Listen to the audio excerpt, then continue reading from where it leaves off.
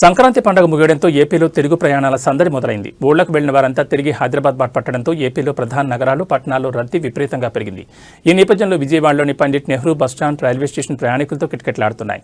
సంక్రాంతి సంబరాలు ముగించుకుని హైదరాబాద్, బెంగళూరు, చెన్నై వంటి నగరాలకు వెళ్లే ప్రయాణికులతో విజయవాడ నగరం జనసందడిగా మారింది. విజయవాడ బస్టాండ్లోని అన్ని ప్లాట్ఫామ్లు ప్రయాణికులతో నిండిపోయాయి. అటు రైల్వే స్టేషన్లో కూడా అదే పరిస్థితి నెలకొంది. రిజర్వేషన్ కోచ్లతో పాటు జనరల్ బోగీలు కూడా కిక్కిరిసిపోయాయి. ముఖ్యంగా విజయవాడ నుంచి హైదరాబాద్ వెళ్లే బస్సులు, రైలు ప్రయాణికులతో ఫుల్ అయ్యాయి. గత 2 రోజులుగా నగరంలోని రహదారులపై వాహనాల రద్దీ పెరగడంతో ట్రాఫిక్ ఇబ్బందులు కూడా తలెత్తున్నాయి. గమ్యస్థానాలు చేరుకోవడానికి ప్రయాణికులు గంటల తరబడి వేచి చూడాల్సి వస్తోంది.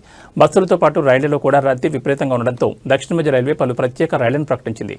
విజయవాడ, హైదరాబాద్ మధ్య నడిచే సాధారణ రైలుకు అదనంగా ప్రత్యేక రైళ్లను నడుపుతోంది. అయినప్పటికీ ప్రధాన రైళ్లలో వెయిటింగ్ లిస్ట్ వందల్లో ఉండడంతో ప్రయాణికులు ఇబ్బందులు పడుతున్నారు.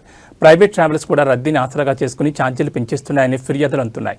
పరిస్థితిని గమనిస్తూ ఆర్టీసీ అధికారులు అవసరమైన చోట మరిన్ని అదనపు సర్వీసులను అందుబాటులోకి తెస్తున్నారు. సోమవారం నాటికి రద్దీ మరింతగా పెరిగే అవకాశం ఉందని అధికారులు అంచనా వేస్తున్నారు.